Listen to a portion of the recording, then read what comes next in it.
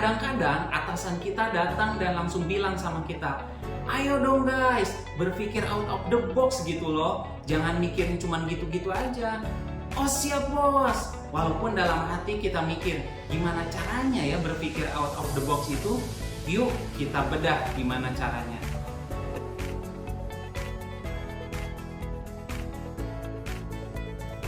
Jadi gimana dong cara untuk kita bisa berpikir dan mencari inovasi yang out of the box? Nah, ada 3 hal yang bisa kita lakukan. Yang pertama adalah question everything. Pertanyakan segalanya. Apapun yang kita lakukan, apapun yang kita dengar, apapun yang kita lihat, itu pertanyakan. Kenapa sih kok namanya kerja harus begitu? Kenapa sih kok namanya meeting harus begini? Kenapa sih kok buat laporan harus kayak gitu formatnya? Itu kita pertanyakan segalanya. Dan nyebelin memang kalau kita kenal ada orang selalu mempertanyakan segalanya kayak gitu ya. Maka nanti ketika Anda pertanyakan, mungkin Anda tidak usah ngomong ke orang lain. Itu dalam hati saja.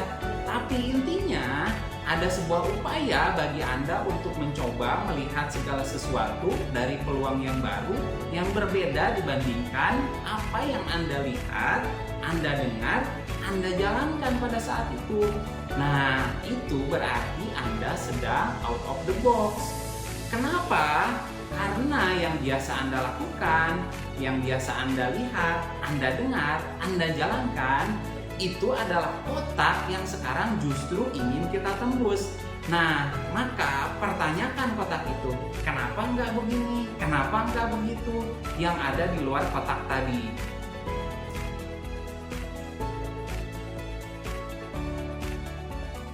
Kemudian yang kedua adalah define your own assumption. Sadar atau tidak, kita punya asumsi tentang apapun yang ada di sekitar kita. Kita punya asumsi tentang atasan kita tuh gimana, namanya customer tuh gimana, yang namanya milenial tuh kayak gimana sih, namanya baby boomer tuh kayak gimana sih. Itu asumsi kita. Dan selama kita berpegang teguh pada asumsi itu, berarti kita sedang ada dalam kotak. Nah, kalau kita pengen keluar kotak, ya berarti kita tantang asumsi itu. Siapa bilang milenial tuh begitu? Gak harus begitu kok. Cari bukti-bukti yang membuktikan bahwa memang asumsi dasar kita tuh salah. Siapa bilang baby boomer begitu? Ini ada bukti-bukti bahwa enggak begitu kok. Siapa bilang customer pengen yang murah, cepat, mudah? Buktinya ada customer mau beli mahal kok. Nah, ketika Anda berhasil menantang asumsi-asumsi itu, sebenarnya kita sedang keluar dari kotak kita sendiri yang namanya asumsi tadi.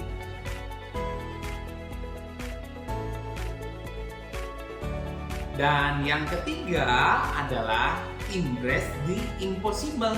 Sambutlah kemustahilan. Biasakan untuk mengajukan gagasan yang itu orang nanti akan merespon begini, nggak mungkin kali bro. Kenapa? Karena memang impossible. Contohnya begini, tolong dong cari ide gimana cara kita mengalahkan incumbent itu, perusahaan gede itu yang jadi kompetitor kita. Gimana caranya ya? Terus gue bilang begini, oh gampang pak, kita beli aja perusahaannya, selesai udah. Orang akan bilang, emang duit datangnya dari langit? Lo beli itu perusahaan, orang kita kecil perusahaan mau beli yang gede. Nah, itu adalah impossible yang saya maksud. Dan orang yang membiasakan dirinya ngomong begitu, rada jeblak begitu, itu sebenarnya dia lagi thinking out of the box.